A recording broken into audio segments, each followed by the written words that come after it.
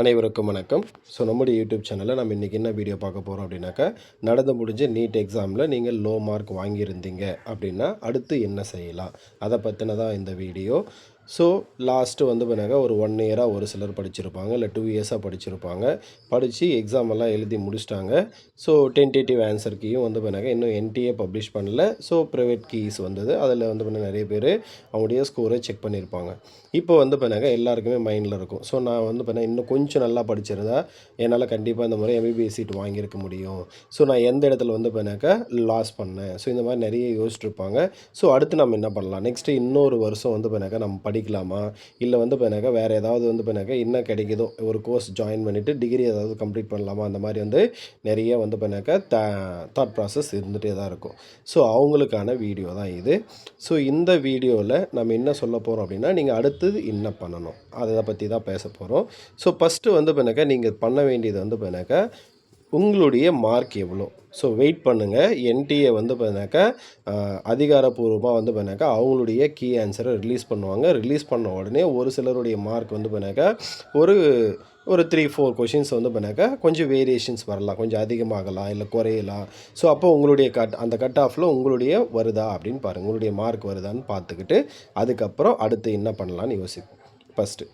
Second, என்னுடைய ஆசை MBBS தான், நான் எம்பிபிஎஸ் சீட்டு வாங்கணும், அதுதான் என்னுடைய எய்மு அப்படின்னு நீங்கள் நினச்சிட்ருக்கீங்க அப்படின்னா நீங்கள் பண்ண வேண்டியது, இப்போ நடந்து முடிஞ்ச நீட் எக்ஸாமில் லோ மார்க் வாங்கி என்னுடைய ஆசை எம்பிபிஎஸ் தான் அப்படின்னு நினச்சிட்ருக்கவங்களுக்கு இந்த வீடியோ யூஸ்ஃபுல்லாக இருக்குது. ஃபஸ்ட்டு உங்களுடைய கொஷின் பேப்பர் எடுத்து வச்சுக்கோங்க. உங்களுடைய கொஷின் பேப்பர் இப்போ லாஸ்ட்டாக நடந்த நீட் எக்ஸாமுடைய கொஷின் பேப்பர் எடுத்து வச்சுக்கிட்டு நீங்கள் அந்த என்டிஏ பப்ளிஷ் பண்ணக்கூடிய அந்த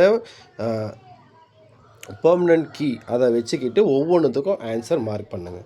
நீங்கள் பார்த்தீங்கன்னாக்கா மார்க் பண்ணிவிட்டு வந்திருப்பீங்க. எந்தெந்த கொஷின் பார்த்தீங்கன்னா உங்களுடைய கொஷின் கரெக்டாக இருக்கோ அது எல்லாத்தையும் நோட் பண்ணி வைங்க. நோட் பண்ணி வச்சுட்டு எதில் மார்க் போயிருக்கு ஃபஸ்ட்டு அதை செக் பண்ணுங்கள். இப்போ ஃபிசிக்ஸ் இருக்குது அப்படின்னாக்கா ஃபிசிக்ஸில் மொத்தம் 45 கொஷின்.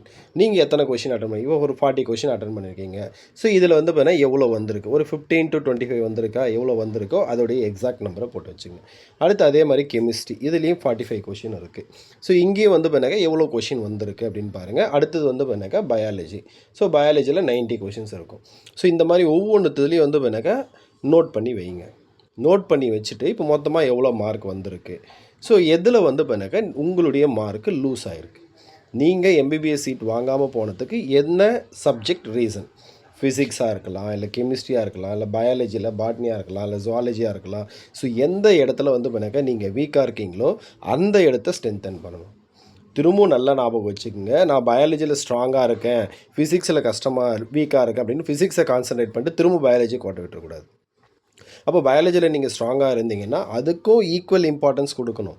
ஆனால் அதை பார்த்தீங்கன்னாக்கா படிக்காமல் விட்டுறக்கூடாது. நீங்கள் ரெகுலராக படிச்சுட்டே இருக்கணும். நீங்கள் பார்த்தீங்கன்னாக்கா இன்னொரு வருஷம் நீங்கள் ட்ரை பண்ண போகிறீங்க அப்படின்னா நீங்கள் ஃபஸ்ட்டு பண்ண வேண்டியது பார்த்தீங்கன்னாக்கா எந்த இடத்துல நீங்கள் வீக்காக இருக்கீங்களோ, இப்போ ஃபிசிக்ஸில் வீக்காக இருக்கீங்க அதை பார்த்தீங்கன்னாக்கா நல்லா பார்த்தீங்கன்னா நிறைய டைம் கொடுத்து ஒரு நாளைக்கு பார்த்தீங்கன்னாக்கா ஒரு 6 hours டைம் கொடுத்து திரும்ப நல்லா பார்த்தீங்கன்னாக்கா ப்ரிப்பேர் பண்ணுங்கள். இப்போ கெமிஸ்ட்ரியில் பார்த்தீங்கன்னா ஓரளவுக்கு அட்டன் பண்ணியிருக்கேன், அதுக்கு பார்த்தீங்கன்னாக்கா அட்லீஸ்ட் ஒரு நாளைக்கு 3 to 4 hours டைம் ஸ்பெண்ட் பண்ணுங்கள். இதே பார்த்தீங்கன்னாக்கா பயாலஜியில் நான் பார்த்தீங்கன்னாக்கா ஃபுல் மார்க் நல்ல மார்க் வாங்கியிருக்கேன், ஒரு 85 to 88 மார்க் கொஷின் கரெக்டாக ஆன்சர் பண்ணியிருக்கேன் அப்படின்னாக்கா நீங்கள் என்ன பண்ணணும்னா ஒரு நாளைக்கு ஒரு 2 hours அலாட் பண்ணி அதை ரெகுலராக பார்த்தீங்கன்னாக்கா திரும்பவும் இது பண்ணிகிட்டே வாங்க. அப்போ கொஞ்சம் கொஞ்சமாக ப்ராக்டிஸ் பண்ணிட்டே வரும்போது அப்போ நம்ம எந்த இடத்துல வீக்காக இருக்குமோ அந்த இடத்த நம்மளால் என்ன பண்ண முடியும்னா ஸ்ட்ரென்தன் பண்ணிக்க முடியும். அப்போ ஸ்ட்ரென்தன் பண்ணிட்டோம் அப்படின்னாவே அடுத்து வரக்கூடிய அந்த நீட் எக்ஸாம் பார்த்தீங்கன்னாக்கா நீங்கள் வீக்காகிற இடத்துலலாம் ஸ்ட்ரென்த் ஆகிட்டீங்க. அப்போ பார்த்தீங்கன்னா உங்களால் என்ன பண்ண முடியும்னா எம்பிபிஎஸ் சீட்டை பார்த்தீங்கன்னாக்கா அச்சீவ் பண்ண முடியும். நீங்கள் நீட்டில் லோ மார்க் வாங்கிட்டீங்கன்னு கவலைப்படாதீங்க. லோ மார்க் வாங்கிட்டீங்க, அடுத்து என்ன பண்ணலாம் இதை பார்த்தீங்கன்னாக்கா கொஞ்சம் ஸ்மார்ட்டாக திங்க் பண்ணிங்க அப்படின்னா அடுத்து வரக்கூடிய நீட் எக்ஸாம் 2027 நீங்களும் பார்த்தீங்கன்னா ஒரு அச்சீவராக இருக்க முடியும்.